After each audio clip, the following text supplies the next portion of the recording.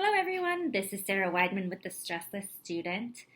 My hair is doing something funky today. I'm Sarah. I was looking at recent videos and I realized what are my values? I care about what my hair is doing and I care about bike riding a lot. And I love to nerd out on study skills, partly in executive functioning skills, and that's partly because of my own neurodiverse profile. Anyway, so today I wanted to talk to you about asking for help, or in a term that I'm sure you have heard in building your self-advocacy skills.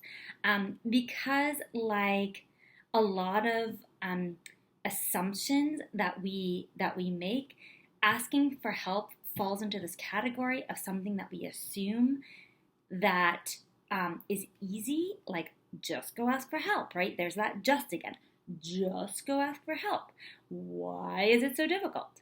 And this is something I think that, a lot of students that I see have some difficulty with. And also sometimes as teachers, as coaches, as parents, we can get frustrated when we see that the solution is just go ask for help. And sometimes students aren't doing it. So let's do my favorite thing, which is break it down. Or as a colleague reminded me, do some task analysis. So self-advocacy, or in this case, we're going to call it asking for self-advocacy in the form of asking for help. Self-advocacy can look in a number of different ways. But asking for help requires some questions that you need to ask of yourself. And then if you're a teacher or a coach or a parent, I want to give you some guiding questions as well to ask the student that you're working with, and also to ask of yourself. I was just thinking about these questions myself. So when I think about, okay, what does it take to go ask for help? And I would say the first thing is, if you're a student, to ask what's stopping me? What's stopping me from asking for help? And there's sometimes an internal sense of anxiety or shame, or what I might call not feeling safe. And the question I have for you there is do you feel comfortable approaching this teacher? And if the answer is yes, great. If the answer is, I don't know, then the next question I would ask for you is there another teacher or person at school that you do feel like is approachable, that you could get some advice on how to approach this teacher for help? Or would that person be willing to go with you to this teacher's room just to be an extra body there as you're asking for help, that can serve as what I would call your advocate? Or a friend, if it's easier for you to bring a friend, would that make you feel safer, and would that feel like it would be more approachable to go ask for help? The second thing is recognizing that you're stuck.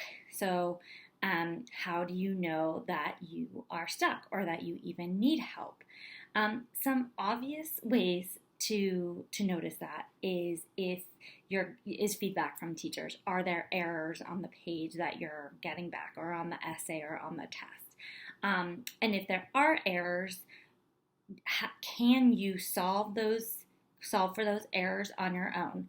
And I mean, sit down and do it and see, okay, yes, I can. No, I can't. I can a little bit, but I still am getting stuck on this piece here, or I still don't quite understand XYZ. Which leads me to the third piece of asking for help, which is formulating a question.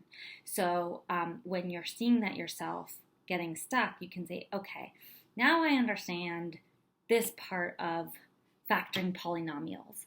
I don't really know polynomials, so I'm making this up. But I understand this part of factoring polynomials, but I don't quite understand how to fill in the blank, right?